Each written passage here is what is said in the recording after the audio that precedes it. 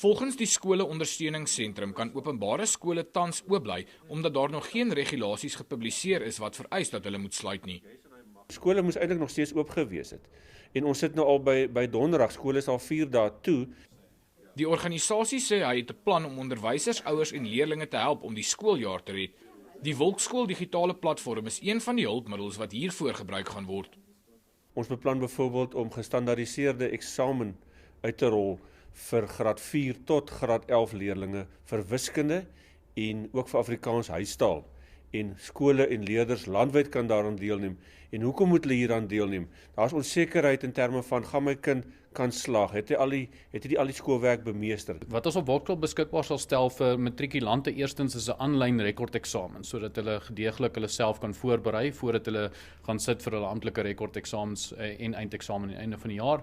Verder sal ons ook basislyn assesserings vir alle leerders van graad 4 tot 12 beskikbaar stel. Daar is ook 'n aanlyn platform in 2 vakke Afrikaans en wiskunde. Wiskunde sal ook in Engels aangebied word. Daarom bly Volksskool gratis vir die res van die jaar. Buiten dat dit gratis is vir kinders en vir ouers al buite, het ons dit ook nou moontlik gemaak vir onderwysers om volledig hulle kinders te kan bestuur en vir hulle te kan onderrig gedurende hierdie tyd via die platform Volksskool. Verder dan gaan ons ook regstreekse uitsendings begin vanaf die 11de Augustus vir graad 6, 8 en 9 spesifiek. Die DA het reeds hofstukke beteken op die regering om president Cyril Ramaphosa se aankondiging oor die sluiting van skole ongeldig te laat verklaar. Die skole-ondersteuningssentrum oorweeg ook regstappe, maar wag eers vir die regulasies om gepubliseer te word. Gerard Pretorius, 1 Nuus, Centurion.